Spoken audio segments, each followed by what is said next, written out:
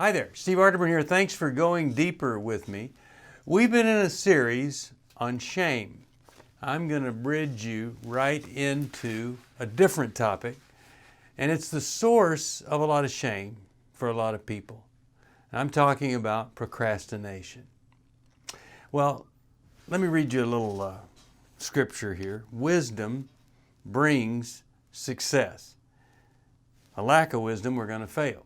So what I'm trying to do is bring a little wisdom to the reasons, to the forces, to the options to procrastination.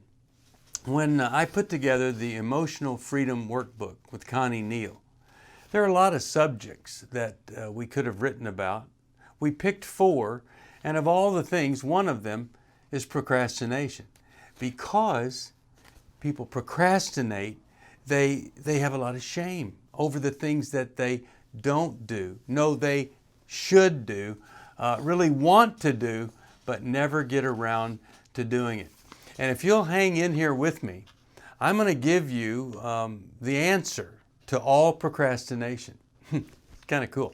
Anyway, but I hope you'll hang in here with me. If you are having a hard time getting things done, reaching your goals, or maybe just your peace of mind has been robbed, and you know that you're a procrastinator, there is great, great hope. I know people that are deeply depressed because they can't do the stuff they need to do to be healthy, and they're so depressed and even stagnant, and then they might even get into that situation we call learned helplessness. Well, we don't want that.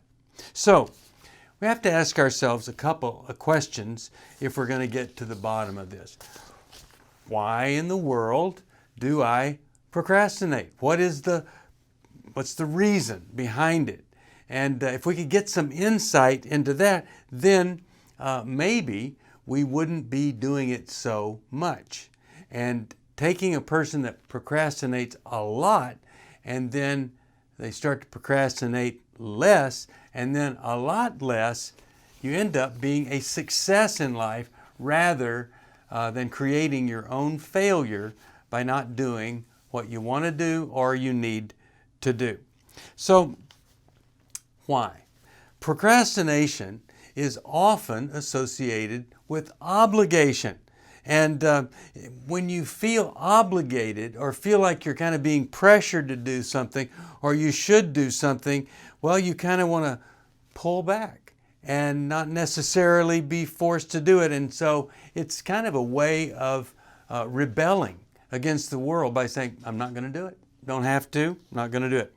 And also, sometimes we don't make the decision we need to make or take the action because we're afraid it might be wrong.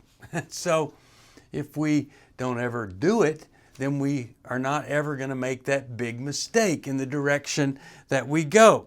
And so we have to find a way to figure out the options, figure out the downside of something, talk to somebody who knows more than we do so that we're not sitting there hoping we don't make a mistake and not making a decision so we won't make a mistake. And then some people just have a difficulty in prioritizing. You know you need to do this over here, but you're actually doing this over here.